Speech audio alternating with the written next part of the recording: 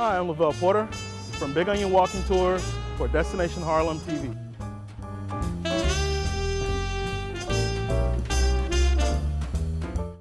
So Harlem is mostly known as an African American community today.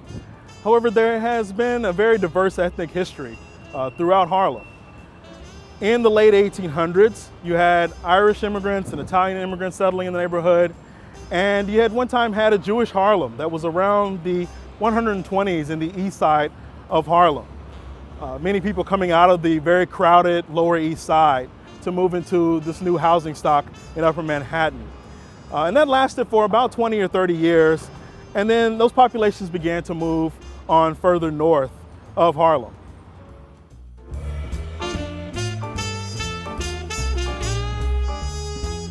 It was in the 1920s that Harlem became known as the unofficial capital of Black America. It became a magnet for people, not just African Americans, but throughout the African diaspora. And in particular, you had a lot of people from the Caribbean also settling in Harlem in that time. And it was in the 1920s that a major literary and cultural movement began in Harlem. And this later became known as the Harlem Renaissance.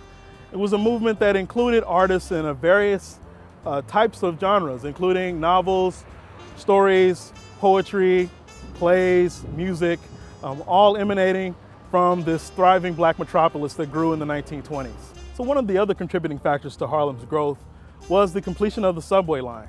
Opened in 1904, this is the first subway line in New York, essentially what's on the number 3 train today, if you're starting from City Hall and going up to 148th Street. And that opened in 1904 and really facilitated movements of people into Upper Manhattan.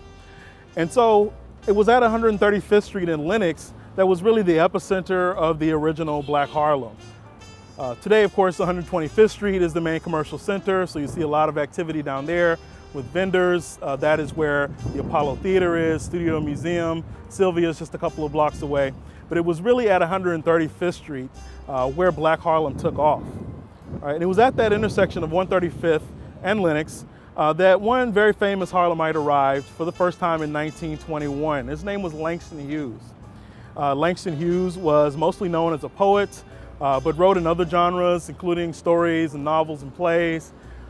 Hughes was one of the leaders of the Harlem Renaissance, certainly one of the most recognizable figures in that movement, and someone who helped to mentor a lot of Black artists who came after him. So Langston Hughes came to New York for the first time in 1921 to attend Columbia College as a freshman. But as he said later, he really came to New York to see Harlem. And it was on a bright September morning in 1921 that he arrived at the intersection of 135th Street and Lenox and walked out right into the Harlem Renaissance. He went to the YMCA, where many young Black artists stayed for the first time when they were living in Harlem. He talked about going to the New York Public Library on 135th Street, the original Harlem branch of the New York Public Library there, which had a great collection on African American history. And then he went to the Lincoln Theater across Lenox Avenue, where many famous entertainers performed, including people like Ethel Waters and Bessie Smith and the great jazz pianist Thomas Fats Waller. And then he went to see a play called Shuffle Along, which was on 63rd Street, actually still in the San Juan Hill district.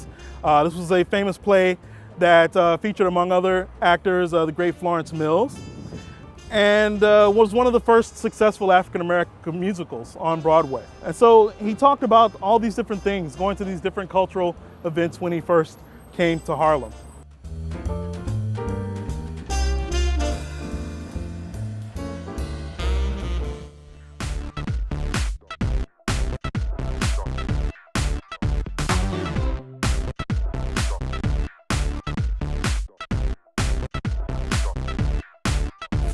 This is why we don't work with kids and animals. My booty!